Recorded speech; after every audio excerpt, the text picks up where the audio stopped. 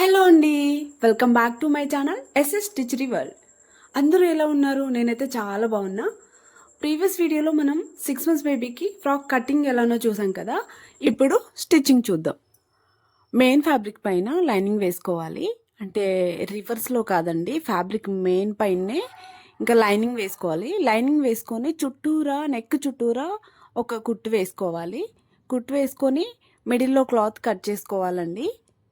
మన ఛానల్ని ఎవరైనా ఫస్ట్ టైం చూస్తున్నట్టయితే ప్లీజ్ సబ్స్క్రైబ్ చేసుకోండి. ఇంకా చంక చుట్టూ కూడా ఇలానే నెక్ చుట్టూ ఎలా అయితే స్టిచ్ వేసుకొని క్లాత్ కట్ చేసుకుంటున్నామో, ఇంకా చంక రౌండ్ ఉంది కదా, ఆర్మ్ హోల్ చుట్టూ కూడా అలా రెండు వైపులా కుట్టు వేసుకొని ఎక్స్ట్రా ఉన్న క్లాత్ని కట్ చేసుకోవాలండి. వీడియో లెంత్ ఎక్కువ ఉందని స్కిప్ చేయకండి, అలా చేస్తే మీకు అర్థం అవ్వదు. బిగినర్స్ కూడా అర్థం అవ్వాలని, అసలు స్టిచ్చింగ్ రాని వాళ్ళు కూడా ఇది చూస్తే ఈజీగా చేసుకోవచ్చండి. ఏదైనా ఫస్ట్ మనకి స్టార్టింగ్లో ఎవరికి వచ్చేదండి. చిన్నపిల్లలు వాటితో ట్రై చేస్తే ఏంటంటే మనకు కొంచెం కాన్ఫిడెన్స్ వస్తుంది, ఎందుకంటే ఇవి ఈజీగా కుట్టేయచ్చు కాబట్టి. ఇంకా ఆ కాన్ఫిడెన్స్తో మనం ఎలాంటి డ్రెస్సెస్ అయినా స్టిచ్ చేయగలం.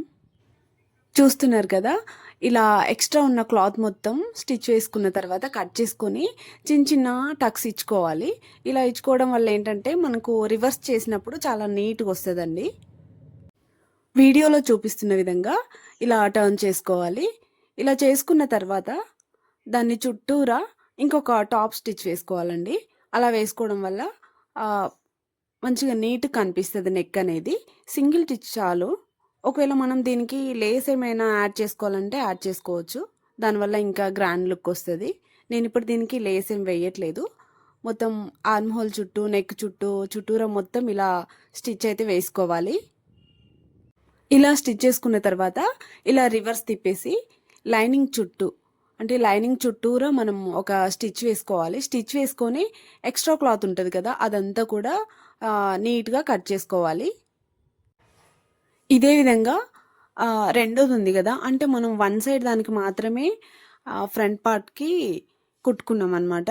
ఇప్పుడు ఇంకొకటి ఉంటుంది కదా, ఇది ఫ్రంట్ పార్ట్. ఇప్పుడు మనం బ్యాక్ పార్ట్ కూడా ఇలాగే సేమ్, ఇప్పుడు ఫ్రంట్ పార్ట్ ఎలా అయితే స్టిచ్ చేసుకున్నామో అలాగే స్టిచ్ చేసుకోవాలి. కాకపోతే దీనికి నేను ఒక చిన్న హుక్స్ పెట్టడం కోసం మిడిల్లో ఒక 2 ఇంచెస్ అంతా కట్ చేసా, చూస్తున్నారు కదా. ఇంకా దానికి కూడా సేమ్ మనం ఫ్రంట్ పార్ట్ అయితే ఎలా స్టిచ్ చేసుకున్నామో అలానే, కాకపోతే ఆ కట్ ఇచ్చాం కదా, దాని చుట్టూరా కూడా జాగ్రత్తగా స్టిచ్ వేసుకోవాలి.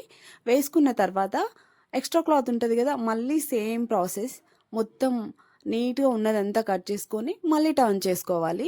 నేను రెండు కూడా ఎందుకు చూపిస్తున్నా అంటే, బిగినర్స్కి మనం కొంచెం కొంచెంగా చూపిస్తే అర్థం అవ్వదనేసి వీడియో టైం ఎక్కువ పట్టినా సరే నేను స్లోగా చూపిస్తున్నా, మీకు అర్థమవుతుందని. చూస్తున్నారు కదా, ఈ విధంగా స్టిచ్ చేసుకొని మళ్ళీ ఎక్స్ట్రా ఉన్న క్లాత్ మొత్తం కట్ చేస్తున్నా. మీకు చాలా క్లియర్గా అర్థమవుతుందని అనుకుంటున్నా. ప్లీజ్ కొంచెం సపోర్ట్ చేయండి. హుక్స్ కోసం కొంచెం కట్ చేసాం కదా, అక్కడ మళ్ళీ జాగ్రత్తగా కుట్టు కట్ అవ్వకుండా, అలాగే మనం టర్న్ చేసినప్పుడు ముడతలు రావద్దు, అందుకని కుట్టుకు దగ్గరలోకి వచ్చేలాగా కట్ చేసుకోవాలి. కట్ చేసుకున్న తర్వాత మళ్ళీ నీట్గా మొత్తం ఇలా నెక్ చుట్టూరా కూడా ఒక స్టిచ్ వేసుకోవాలి, టాప్ స్టిచ్. ఇది వేయడం వల్ల అక్కడ మనకి ముడతలు అనేవి కూడా రాకుండా చాలా నీట్గా ఉంటుంది. నెక్స్ట్ డ్రెస్ కటింగ్ కావాలా లేదంటే బ్లౌజ్ కటింగ్ కావాలా, కామెంట్ సెక్షన్లో కామెంట్ చేయండి, నేను తప్పకుండా ఫుల్ వీడియో చేస్తా. ఈ విధంగా మొత్తం స్టిచ్ చేసుకోవాలండి. నెక్ చుట్టూ స్టిచ్ చేయడం అయిపోయింది. ఇంకా ఆర్మ్ హోల్ చుట్టూ కూడా ఇలానే కుట్టు వేసుకున్న తర్వాత రివర్స్ చేసి మళ్ళీ లైనింగ్ మీద మొత్తం కుట్టు వేసుకొని ఎక్స్ట్రా ఉన్న క్లాత్ మొత్తం కట్ చేసుకోవాలి. కొత్తగా నేర్చుకునే వాళ్ళైతే ఇలాంటి ఫ్రాక్స్ స్టిచ్ చేయడం చాలా బెటర్ అండి. ఎందుకంటే మనకి చిన్నపిల్లల ఫ్రాక్స్ ఈజీగా స్టిచ్ చేయొచ్చు కాబట్టి కుట్టగానే మనకు ఒక సాటిస్ఫాక్షన్ వస్తుంది, అంటే నేను కూడా ఒకటి కుట్టేసా అని. ఇంకా ఆ కాన్ఫిడెన్స్తో మనం బ్లౌజెస్ కానీ డ్రెస్సెస్ కానీ కుట్టేయచ్చు. ఇది 6 మంత్స్ బేబీదే కాబట్టి నేను ఎక్కువ పెట్టలేదు, జస్ట్ ఒక 2.5 పెట్టి రెండిటికి రెండు వైపులా ఇలా ఒక చిన్న ఫిల్ట్ అయితే ఇచ్చా. ఇది చిన్నపిల్లలదే కాబట్టి వేయకపోయినా పర్లేదు, కానీ వేస్తే బాగుంటుంది అనేసి నేను రెండిటికి కూడా ఇలా కుట్టయితే వేసుకున్నా. చిన్న పిల్లల డ్రెస్సెస్‌కి ఒకవేళ మనం మర్చిపోయి వేయకపోయినా పర్లేదు కానీ, పెద్దవాళ్ళకైతే మాత్రం కంపల్సరీ వేయాలండి. ఇలా వేసుకోవడం వల్ల ఏంటంటే, మరీ ఫ్రాక్ మొత్తం పట్టేసినట్టు అలా కాకుండా, కొంచెం చూడ్డానికి గూడా అందంగా కనిపిస్తది. ఇలా రెండిటికి ఫిల్ట్ వేసుకున్న తర్వాత, ఇప్పుడు మనం సీమ్‌లెస్ స్టిచ్ వేద్దాం. అంటే పిల్లలకి అసలు గుచ్చుకోకుండా, పోగులేం బయటికి రాకుండా, చిన్న పిల్లలు కదా! అది 6 మంత్స్ బేబీ అంటే ఇంక వాళ్ళు ఓర్చుకోలేరు. ఇది కాటనే అంత గుచ్చుకోదు. లోపలున్న అది ఈ మెయిన్ ఫ్యాబ్రిక్ కూడా గౌరీ పట్టు కాబట్టి అది కూడా సాఫ్టే ఉంటది. అయినా సరే వాళ్ళకి ఇరిటేటింగ్‌గా ఉండకుండా ఉండాలంటే, మనం కుట్లనేవి బయటికి రాకుండా లోపలికెళ్ళిపోయేలాగా సీమ్‌లెస్ స్టిచ్ ఎలా వేయాలనేది నేను డీటెయిల్‌గా చూపిస్తున్నా. స్కిప్ చేయకుండా చూడండి. వీడియోలో చూపిస్తున్న విధంగా బాడీ పార్ట్ పైన అంటే మెయిన్ వచ్చేలాగా ఫ్రిల్స్ పెట్టుకునే క్లాత్ మన వైపు ఉల్టా ఉండాలి. బాడీ పార్ట్‌కి మెయిన్ క్లాత్ అనేది బాడీ పార్ట్ వైపు ఉండాలి. ఇలా రివర్స్‌లో పెట్టేసుకొని అంటే అవి 2 మెయిన్ అనేది ఎదురుండాలి. ఉల్టా మన వైపు ఉండాలి.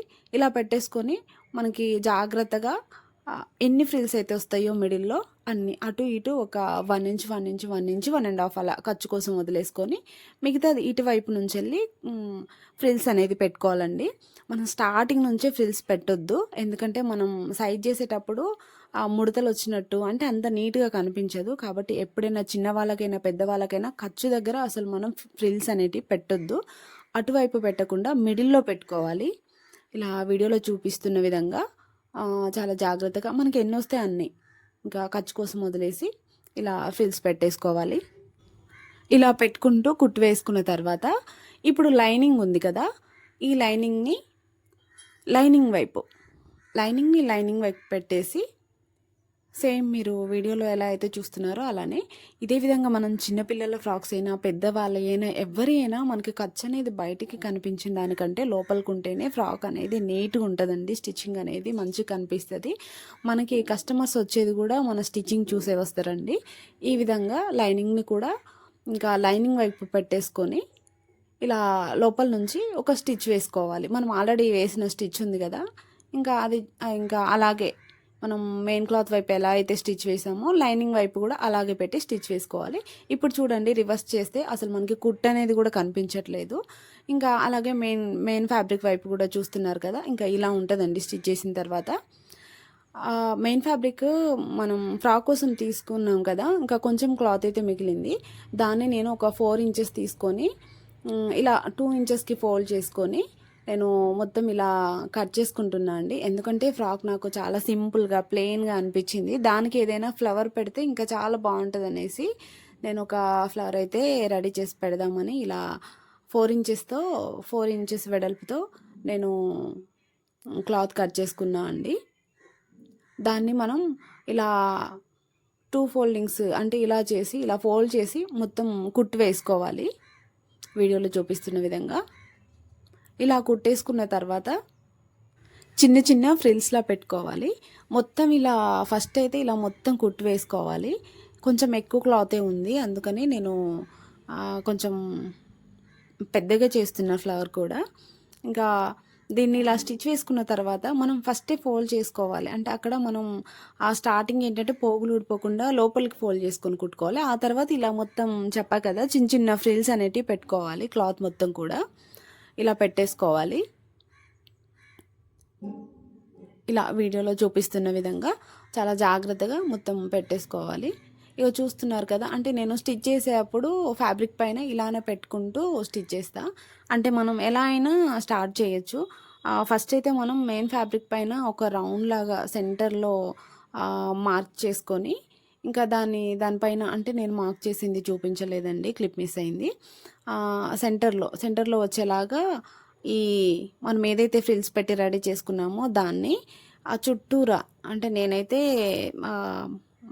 బయట నుంచి వెళ్ళి పెట్టుకున్నా అండి. అంటే దూరం నుంచి పెట్టుకుంటూ మధ్యలో మిడిల్లోకి వచ్చేసిన. అలా కాకుండా స్టార్టింగ్ నుంచి స్టార్ట్ చేసుకొని కూడా రౌండ్గా కూడా స్టిచ్ వేసుకోవచ్చు. మనం ఎలా వేసుకున్నా సరే మిడిల్లోనే వేసుకోవాలి. అలా వేసుకుంటే ఏంటంటే రౌండ్గా ఉంటుంది, ఇంకా గట్టిగా ఉంటుంది. ఇలా కాకుండా మనం చేత్తో కూడా దాన్ని కుట్టేసుకొని కుట్టొచ్చు, కానీ అది అంత ఆ లుక్ అనిపించదు. మనం మెయిన్ ఫ్యాబ్రిక్ పైన పెట్టి కుడితేనే బాగుంటుంది. చూసారు కదా, ఇంకా అట్లా మొత్తం రౌండ్గా స్టిచ్ వేసుకోవాలి. ఫ్లవర్ స్టిచ్ చేసుకున్న తర్వాత ఇలా వీడియోలో చూపిస్తున్న విధంగా మనం షోల్డర్స్ అయితే జాయింట్ చేస్తున్నామండి. మెయిన్ ఫ్యాబ్రిక్ మీద, అంటే మెయిన్ ఫ్యాబ్రిక్ అనేది పైకి ఉండాలి, రెండు వైపులు కూడా పైకి ఉండాలి. ఉల్టా అనేది లోపల సైడ్ ఉండాలి. ఇలా లోపల సైడ్ ఉండేలా చూసుకొని టూ టూ షోల్డర్స్ కూడా ఇలా స్టిచ్ వేసుకోవాలండి. వీడియోలో చూపిస్తున్న విధంగా ఇలా స్టిచ్ వేసుకొని దీన్ని మళ్ళీ ఉల్టా చేసుకోవాలి. చూసారు కదా, ఇప్పుడు మనం ఇక్కడ కూడా మనకి షోల్డర్ దగ్గర కొంచెం కూడా పోగులు అనేవి రాకుండా ఎలా కనిపిస్తున్నాయో ఇలా ఇలా రివర్స్ చేసుకున్న తర్వాత ఇప్పుడు మళ్ళీ షోల్డర్ మీద మళ్ళీ ఒక చిన్న కుట్టు వేసుకోవాలి. అంటే అక్కడ కూడా బేబీకి ఇరిటేటింగ్గా లేకుండా మంచిగా సాఫ్ట్గా బాగుంటుందండి. రెండు వైపులా కూడా ఇలానే స్టిచ్ వేసుకోవాలండి. ఇలా స్టిచ్ వేసుకున్న తర్వాత ఇంకా అసలు పోగులు అనేవి కొంచెం కూడా బయటికి రావు. చూస్తున్నారు కదా, నడుం దగ్గర పోగులు అనేవి ఏం రాలేదు. ఇంకా షోల్డర్ దగ్గర కూడా ఇలా వేసుకోవడం వల్ల ఇంకా అసలు పోగులు అనేవి బయటికి రావు. ఇంకా దాంతోపాటు బేబీకి కూడా ఇరిటేటింగ్గా లేకుండా ఉంటుంది. స్టిచ్చింగ్ అనేది చాలా ఈజీ అండి. కొంతమంది మనీ పెట్టి నేర్చుకోవాలా అనేసి ఇంకా ఆలోచిస్తూ ఉంటారు. అలాంటి వాళ్ళు ఏంటంటే కొంచెం ఓపిక చేసుకొని ఇలాంటి వీడియోస్ చూస్తే మీకు చిన్న చిన్న ట్రిక్స్ అన్నీ అర్థమవుతాయండి. నేను కూడా ఎక్కడ కూడా నేను మనీ పెట్టి ఏం నేర్చుకోలేదు. నేను కూడా ఫోన్లో చూసుకుంటూ నేర్చుకొని కుట్టేదాన్ని. చూస్తున్నారు కదా, ఫ్లవర్ పెట్టిన తర్వాత ఫ్రాక్ లుక్కే మారిపోయింది. చాలా బాగుంది కదా, నాకైతే చాలా బాగా నచ్చింది. అది పెట్టకముందు ఎందుకో సింపుల్గా అనిపించింది. ఇంకా బౌ పెడదాం అనుకున్నా కానీ దానికంటే ఫ్లవర్ అయితే ముద్దుగా ఉంటుంది అనేసి ఇంకా ఫ్లవర్ పెట్టా.